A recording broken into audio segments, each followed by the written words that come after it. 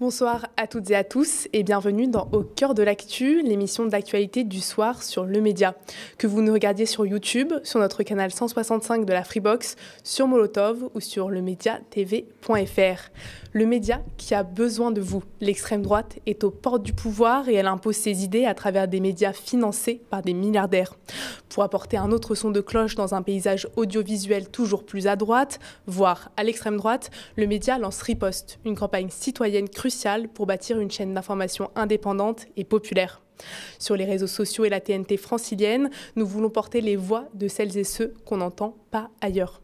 Rejoignez-nous et soutenez la riposte sur campagne.lemediatv.fr. Au cœur de l'actu, c'est tout de suite.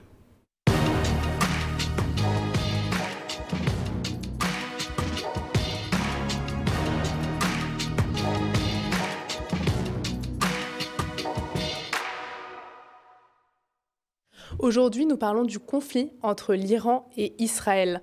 Pour rappel, vendredi dernier, Israël a bombardé plusieurs installations nucléaires iraniennes. L'Iran a répondu dès le lendemain en lançant une attaque de drones et des missiles balistiques. Depuis, Téhéran et Tel Aviv s'échangent régulièrement des frappes, faisant craindre une nouvelle guerre dans une région déjà fragilisée par de nombreux conflits. Pour parler de cette situation explosive, je reçois Dorna Javan, doctorante en sciences politiques. Bonsoir Dorna. Bonsoir.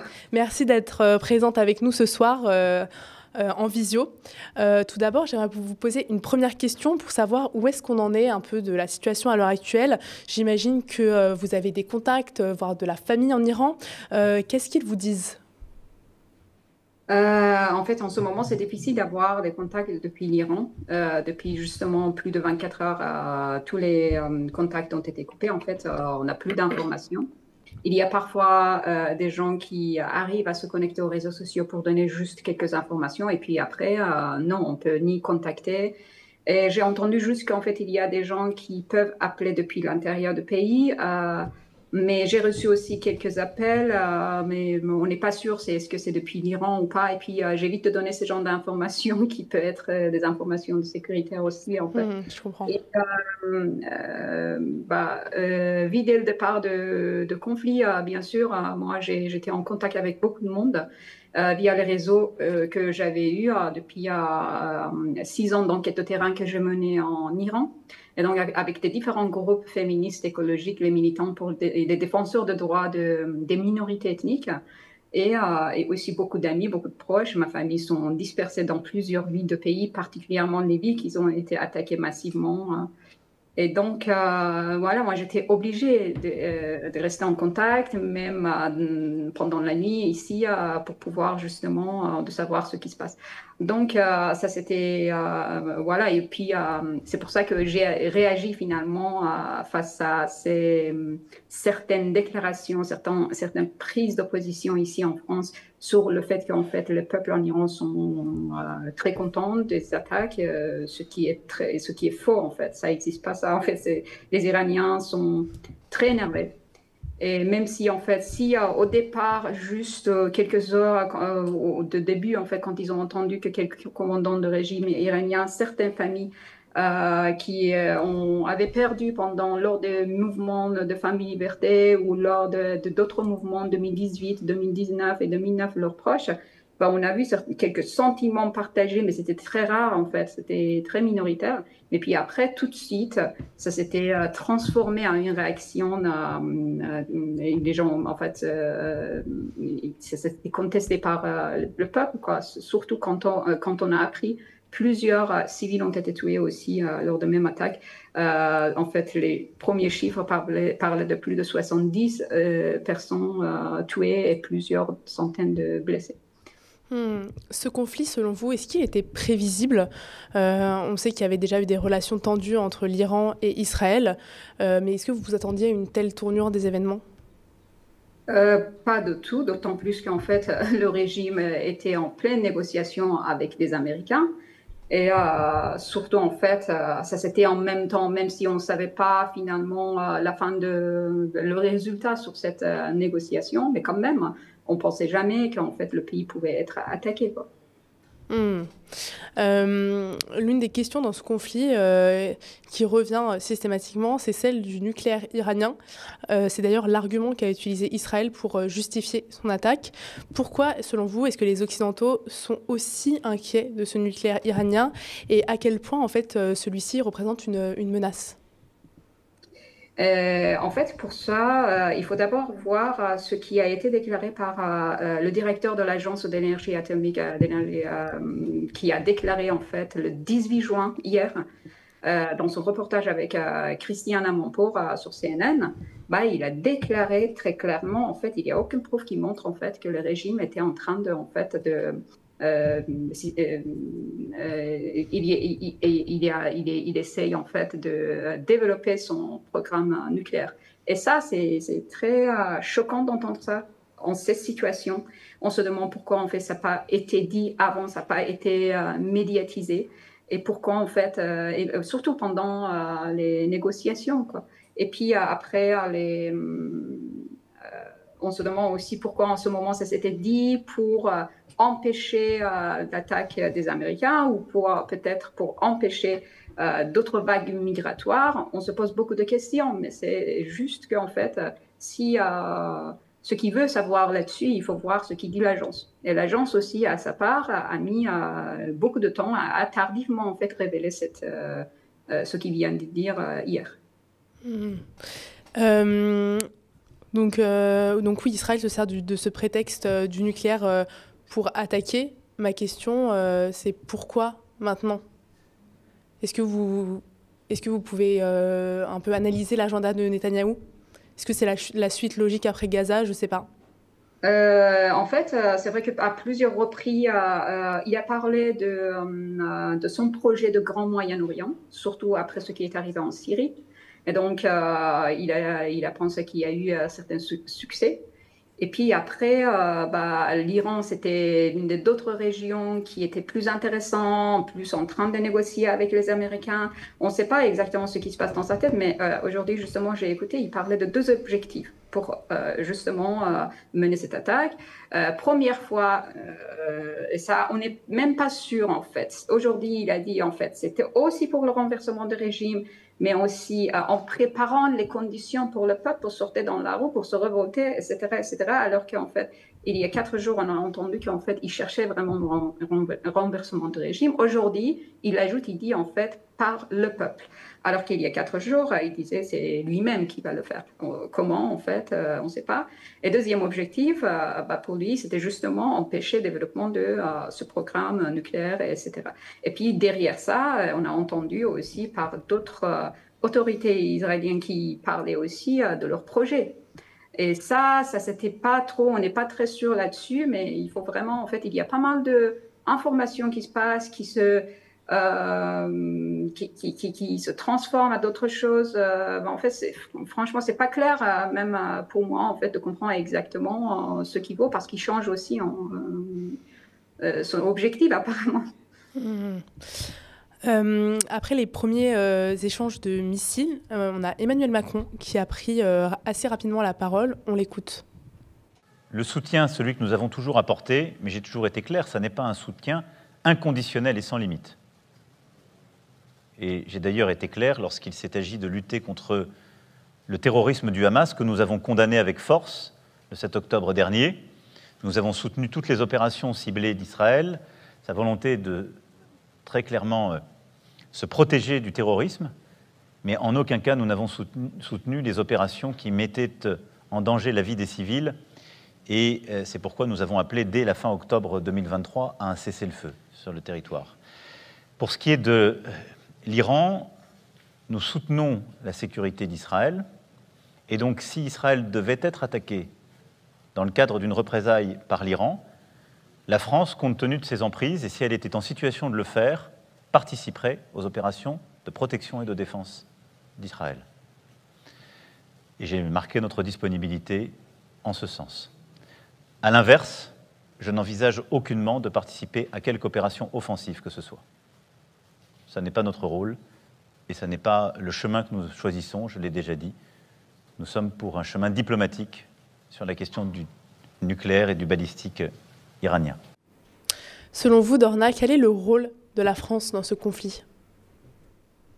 En fait, on peut le voir, son rôle avant que cette attaque commence, c'est-à-dire lors de négociations des Iraniens avec les Américains, et son rôle après cette attaque. Et ben, clairement, on a vu qu'en fait, la prise de position d'Emmanuel Macron a été claire. Immédiatement, il a donné le droit de se défendre à Israël. Et cela a été dans un contexte encore dans lequel est dans un contexte très préoccupant en fait. C'est que on est dans un contexte de banalisation de recours unilatéral à la force militaire sans déclarer en fait une guerre et sans respecter les droits internationaux. Vous condamnez cette phrase d'Emmanuel Macron qu'Israël a le droit de se défendre? Pardon, j'ai pas bien entendu. Et est-ce que vous condamnez cette phrase de Macron, le droit d'Israël à se défendre? J'imagine que oui, mais j'aimerais avoir votre avis là-dessus. Oui, parce qu'en fait, c'est inquiétant, comme j'ai dit en fait. Comme j'ai dit, en fait, dans ce contexte, qu'en fait, en fait, donner ce droit d'autodéfense à un pays qui attaque illégalement sur un autre pays sans avoir une raison assez solide. Bah ça, c'est vrai qu'en fait, soit moi, soit beaucoup d'Iraniens, quand en fait cette information a été circulée sur les réseaux sociaux, ça a fâché beaucoup d'Iraniens. Beaucoup d'Iraniens, ils pensaient pas. Mais toujours, en fait, ils avaient des espoirs que peut-être les pays européens, ils vont jamais laisser Israël de attaquer sur l'Iran. Et donc, ça comment dire, encouragé un sentiment de peur en même temps. Et aussi, ça s'était très contesté sur les réseaux sociaux. Alors, il n'y a pas que Emmanuel Macron qui a réagi, il y a aussi Jean-Noël Barrot, le ministre des Affaires étrangères, qui estime que la France est un interlocuteur privilégié dans ce conflit. Le deuxième refus, c'est celui d'un Iran nucléaire, qui fait peser un danger existentiel sur Israël, sur la région, mais aussi sur l'Europe. C'est un problème que l'on ne peut régler que par la négociation, comme nous l'avons fait il y a 10 ans. La négociation reste encore aujourd'hui la seule manière d'aboutir à un retour en arrière durable du programme nucléaire et balistique iranien. C'est pourquoi nous appelons, comme le président de la République l'a fait, à la retenue, à la désescalade et à l'arrêt des frappes des deux côtés. Et c'est pourquoi nous appelons au retour des négociations. De la même manière qu'il y a 10 ans, ce sont les Français, les Anglais et les Britanniques qui avaient trouvé la solution. Nous nous tenons prêts à apporter notre compétence, notre expérience sur ce sujet et notre constance pour mener les discussions avec les parties prenantes. Qu'est-ce que vous pensez de cette intervention, Dorna? En fait, déjà, depuis 2015, à 2015, on est arrivé à une solution. Et ce n'était pas l'Iran qui est sorti de cette négociation. Et puis, on n'a rien à dire sur la question de comment dire, des attaques verbales de régime iranien, sur les questions de... à l'époque, c'était Ahmadinejad qui a lancé des messages de menaces. Ça existait aussi avant contre les États-Unis, contre Amérique. Mais finalement, en fait, ils ont trouvé une solution et il y avait un accord, mais cet accord a été déchiré par M. Trump. Je vous arrête 5 minutes. Est-ce que vous pouvez nous parler justement de cet accord? On ne l'a pas encore évoqué, le JCPOA en 2015. En fait, c'était cet accord sur le dossier nucléaire iranien que l'Iran avait accepté certaines mesures pour justement enlever certaines sanctions. Et aussi, on sait qu'en fait, à l'époque, certains pays comme l'Allemagne et aussi la France étaient au départ un peu contre d'arriver à ce résultat finalement. Et puis, ils ont finalement accepté. Le lendemain, en fait, il y avait beaucoup de Européens qui se sont trouvés en Iran pour pouvoir parler sur certains projets économiques, de vendre les Airbus, les Allemands, les Italiens, et puis d'un seul coup, Trump est arrivé au pouvoir et puis après, la négociation, cet accord n'avait plus de... j'ai oublié le nom. Ouais, il n'avait plus lieu d'être quand Trump est arrivé au pouvoir en 2018. Oui, c'est ça. Et donc, par rapport à ce qui vient de dire le ministre des Affaires étrangères, l'Iran a déjà essayé ça. Et pourquoi, en fait, pendant cette négociation, c'est-à-dire avant les quelques jours juste avant l'attaque, il y avait des négociations, en fait. Je voulais savoir c'était quoi en fait leur programme, c'était quoi en fait, comment ils pouvaient intervenir, qu'est-ce ils ont proposé. Et aujourd'hui, en fait, on a entendu par M. Trump il y a 2 jours qui a dit qu'il est fatigué, qu'il veut plus négocier. Et puis, ok, si les Européens veulent négocier avec le régime iranien, peut-être qu'ils peuvent, cela peut changer des choses, mais si les États-Unis ne veulent pas négocier, moi je vois pas comment en fait. C'est très tard en plus. En fait, c'est ça, on est choqué face à le fait que en fait les révélations sur les questions d'avancement de programme nucléaire iranien aient été déclarées tardivement, la prise de position en fait des pays européens sur ce qui en fait l'ampleur de ce conflit, soit en Iran, soit en Israël, en fait, ça vient tardivement. Et puis, de dire que voilà, on a des solutions et on peut négocier, ça aussi, ça arrive, cette proposition, ça arrive tardivement. Qu'est-ce qu'on peut faire maintenant? C'est compliqué, on ne peut même pas aujourd'hui, par exemple, on est sous stress, sous panique, on ne peut pas savoir exactement ce qui se passe là-bas. Et donc, c'est vrai qu'aux États-Unis, ils sont en train de négocier avec certains groupes d'opposants au régime iranien, et sauf qu'en fait, ce groupe d'opposants ou d'opposition, ils sont tous des groupes différents, royalistes, monarchistes, républicains. Les groupes, les partis politiques kurdes, chacun ont des différents. En fait, il n'y a pas non seulement en fait un espoir à ce côté-là de voir qu'en fait ce groupe s'allie. Et puis après, ce sont des opposants qui sont très minoritaires par rapport à toute la population qui sont à l'intérieur du pays, la société civile à l'intérieur du pays, les intellectuels. Et donc ici, en fait, la vie des gens, c'est pas exactement, ça ne croise pas exactement ce qu'on entend par l'extérieur. C'est-à-dire, j'ai vu que monsieur Reza Pahlavi, le fils d'ancien roi d'Iran, il disait que il est prêt d'être le leader de ce groupe d'opposition et retourner dans le pays. Alors que il y a 2 ans, pour calmer un peu les gens, en fait, c'était pas la même prise de position c'était pas la position qu'il a pris. Et donc, à l'époque, il disait, on va voir, on va laisser au peuple de choisir, mais aujourd'hui, il est très sûr. Et d'ailleurs, je répète encore, il a qualifié cette attaque très positive pour le peuple. Et aussi, c'est parce qu'il cherche, bien sûr, renversement du régime et de retourner dans le pays. Donc, malheureusement, en fait, il n'y a pas trop de monde qui partage, en fait, forcément, en fait, cet avis, et ils sont pas prêts de l'accepter. Cette famille, il a accepté un système monarchique. En fait, c'était aussi la position qui était prise par certains Iraniens qui sont là depuis longtemps. Et moi, hier, tout le temps, sur CNews et sur d'autres chaînes, j'ai entendu sans arrêt, en fait, sur ça, que les Iraniens veulent le système monarchiste et les Iraniens veulent Reza Pahlavi. Non, ça, c'est pas vrai. Et puis, il faut vraiment insister aussi là-dessus que les Iraniens, s'ils veulent renverser le régime, ils préfèrent le faire eux-mêmes. Et d'ailleurs, ils ont montré très bien pendant toutes ces années, avec beaucoup de mobilisation, des mouvements sociaux en fait, qui sont contre de ce régime idéologique, théocratique. Et donc, ils préfèrent aussi choisir leur destin eux-mêmes. Et d'ailleurs, c'est l'objet de votre tribune dont on parlera un petit peu plus tard.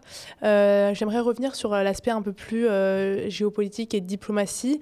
Donc, je l'ai dit, à Emmanuel Macron, il y a aussi le ministre des Affaires étrangères qui a pris la parole. Il y a d'autres figures politiques qui ont donné leur analyse sur ce conflit. C'est le cas du député Pouria Amirchahi. Lui parle d'une situation catastrophique et impute directement la responsabilité à Benyamin Netanyahou. On nous décrit le récit d'une catastrophe. C'est ça qui est en train de se passer sous nos yeux.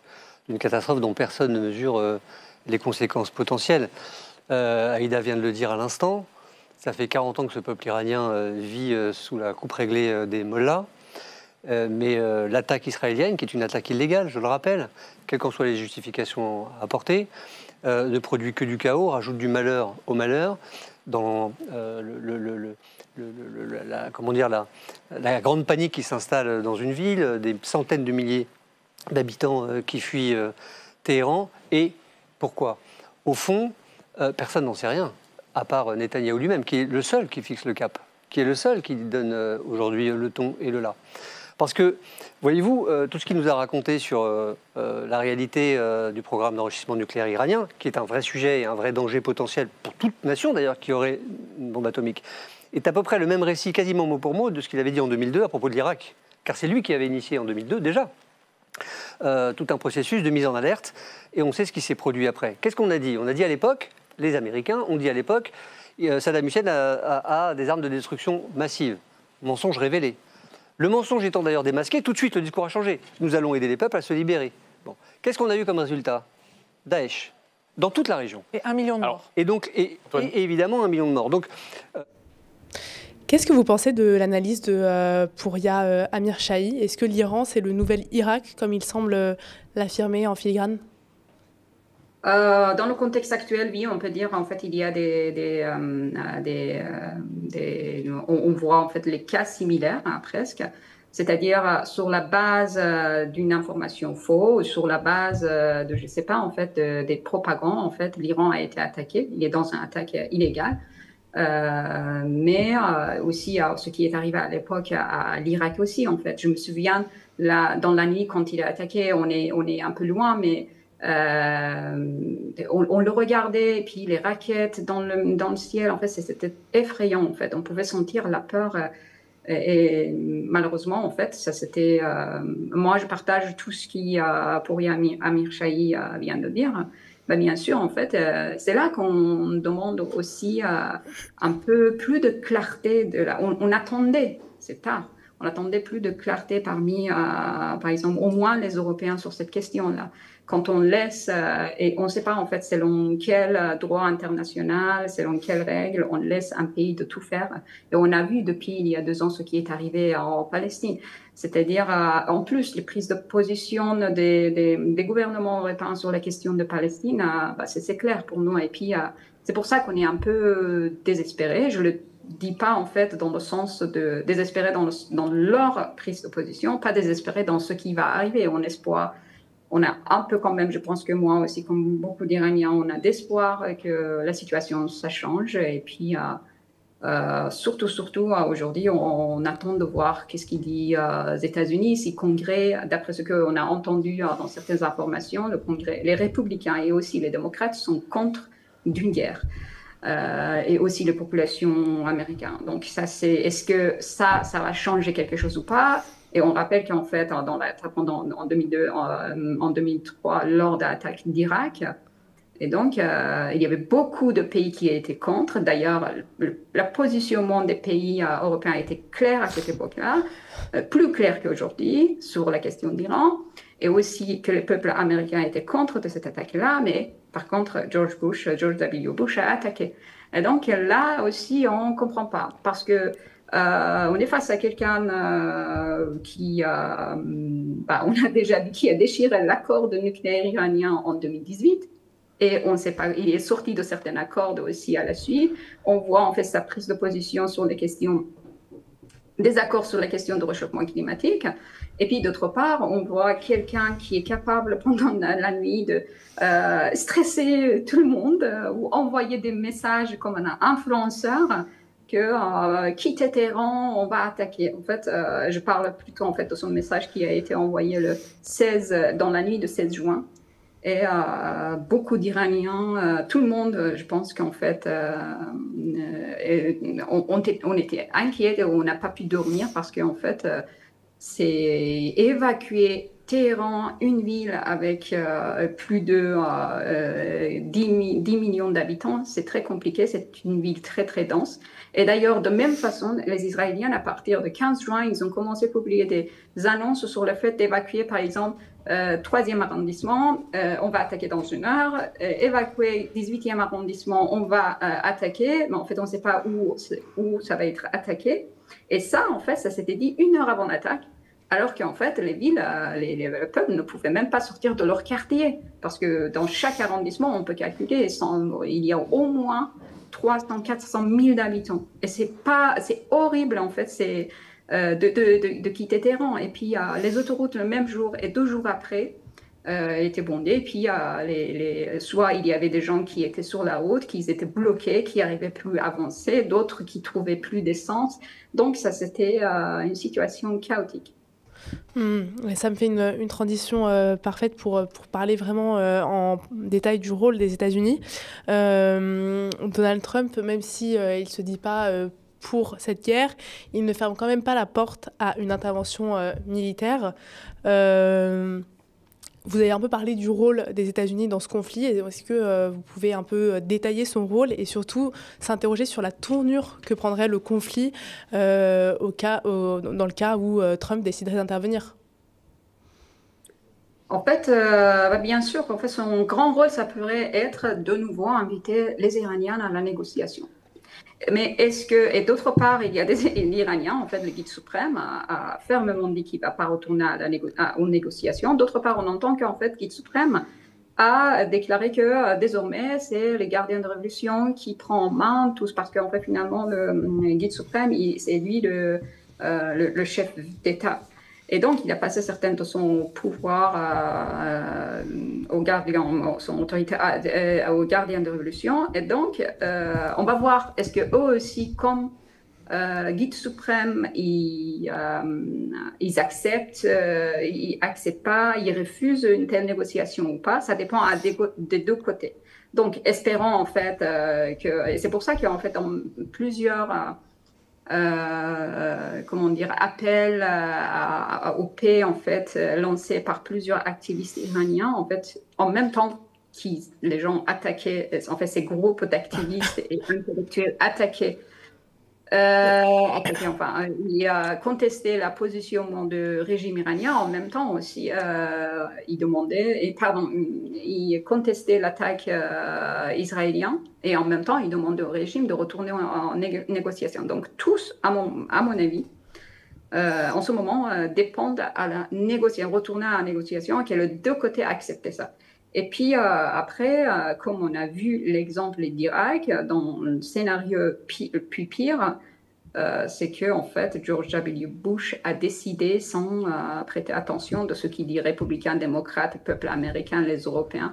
Et ça aussi, ça peut arriver. On espère que ça n'arrive pas. On espère, surtout nous, beaucoup d'Iraniens qui ont de la famille à l'intérieur du pays, on espère que tous les deux côtés retournent à la négociation, que en fait les pays européens soient plus sérieux dans leurs propositions qui vont aider en fait de reprendre les négociations. Et comme le disait Jean-Noël Barrot, est-ce que vous pensez que les Européens, la France et les Britanniques, les Français et les Britanniques pour ne citer que, vous pensez que ce sont des interlocuteurs privilégiés?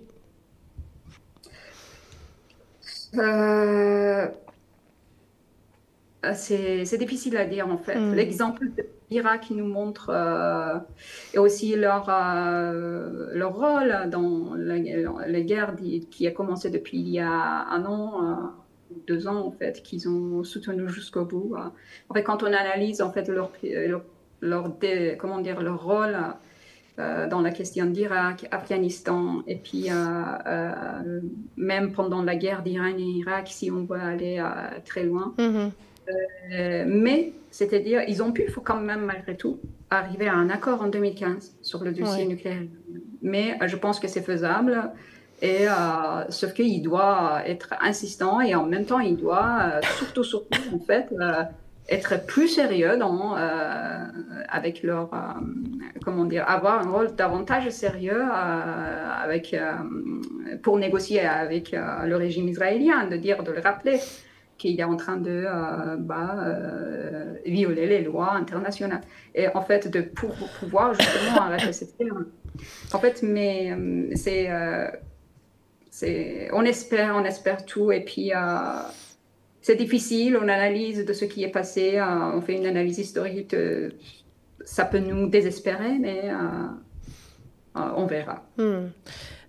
Pour terminer cet entretien, j'aimerais bien que vous nous parliez de la tribune que vous avez publiée sur Mediapart, dans laquelle vous déplorez le soutien à Israël de certaines figures de l'opposition iranienne. On a déjà commencé à évoquer ce sujet. Est-ce que vous pouvez m'en parler un petit peu ?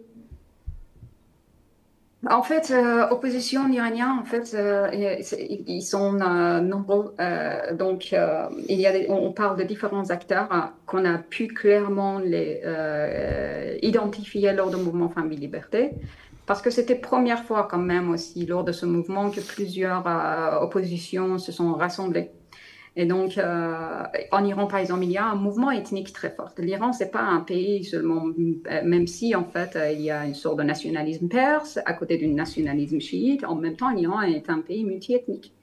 C'est-à-dire, tous les pays, la majorité de périphérie iranienne, c'est peuplé par les ethnies qui composent plus de 40% de la population du pays. Et eux, ils sont en contestation depuis plus de 100 ans. Et ces contestations, au premier lieu, ça s'est arrivé de l'Azerbaïdjan, qui arrivait, la région d'Azerbaïdjan qui était gravement réprimée et aussi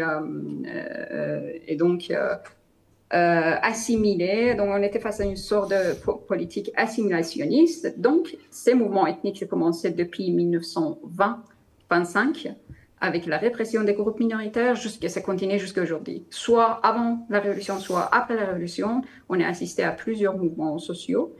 Mais par contre, c'est lors du mouvement Femmes et Liberté, c'était la première fois qu'on ait assisté en fait de finalement en fait de un peu publiciser et médiatiser de la question des minorités ethniques en Iran. Donc, leurs acteurs aussi, ils ont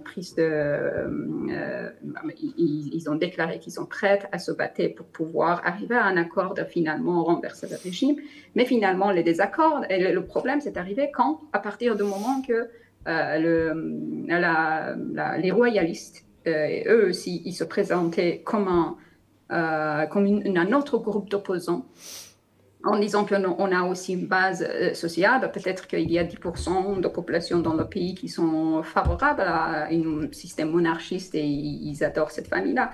Sauf qu'à partir du moment que Reza Pahlavi et sa femme, ils ont vachement été mobilisés dans le sens justement de participer dans quelques négociations. Sinon, ils étaient depuis l'extérieur du pays. Enfin.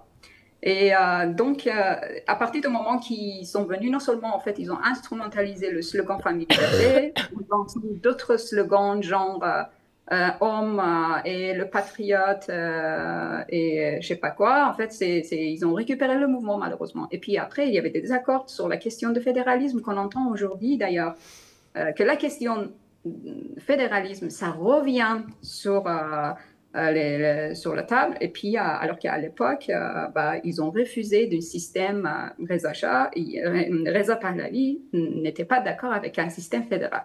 C'est-à-dire, en fait, il y avait des minorités ethniques avec leurs acteurs qui insistaient finalement d'avoir un système fédéral dans le pays. Lors de ce mouvement, il y a 2 ans, en fait, suite des négociations, lui, il a refusé. Et puis finalement, 7 groupes qui se sont rassemblés finalement pour apporter un programme et pour pouvoir finalement influencer le mouvement à l'intérieur pour finalement aussi renverser le régime, ça s'était échoué. C'est parce que d'autres choses, ils sont tellement minoritaires, ils pensent que tous, ils ont une base sociale très importante à l'intérieur du pays, alors que ce n'est pas le cas.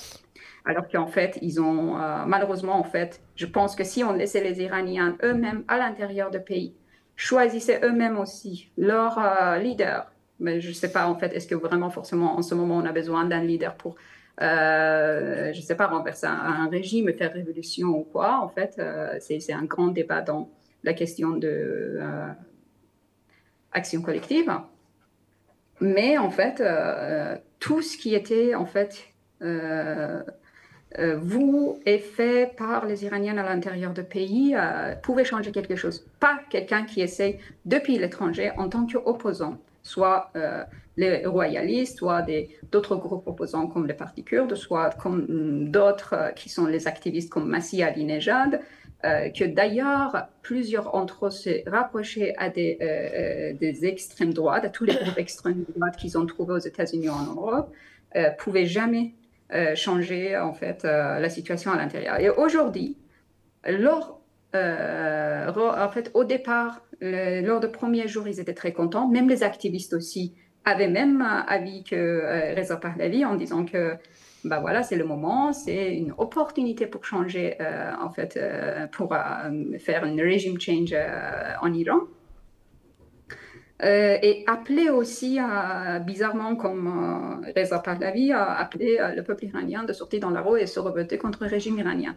Imaginez, en fait, c'est l'un des messages qui a beaucoup énervé les Iraniens qui étaient sous le bombardement et attendaient depuis l'extérieur aller mobiliser et puis sortir dans la rue pour renverser. En fait, c'est tellement, en fait, utopique ce qu'ils demandaient aux populations à l'intérieur, et d'autre part, mais par contre, certains de ces groupes, c'est-à-dire les activistes comme Masih Alinejad, en fait, ils ont un peu changé leur positionnement, surtout quand ils ont vu en fait, la croissance de l'attaque, et aussi surtout en fait, augmentation du nombre de victimes qui aujourd'hui s'est augmenté à plus de 600 morts et des milliers de blessés.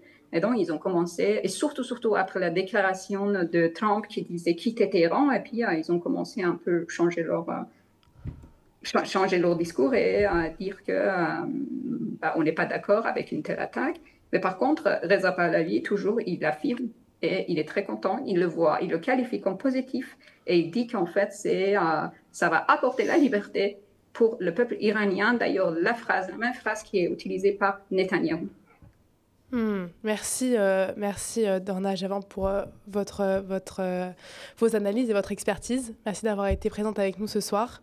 Et merci d'avoir regardé Au cœur de l'actu sur votre Freebox, sur Molotov, sur notre chaîne YouTube Le Média 24/7 et sur lemediatv.fr. N'hésitez pas à nous laisser un commentaire si vous nous regardez sur YouTube. Face aux 105 millions d'euros du milliardaire ultra-conservateur Stérin pour installer l'extrême droite au pouvoir, le média lance Riposte, une contre-offensive citoyenne pour développer notre chaîne d'infos populaire et indépendante sur les réseaux sociaux et la TNT francilienne. Soutenez-nous sur campagne.lemediatv.fr. Restez connectés aux médias et je vous souhaite une excellente soirée.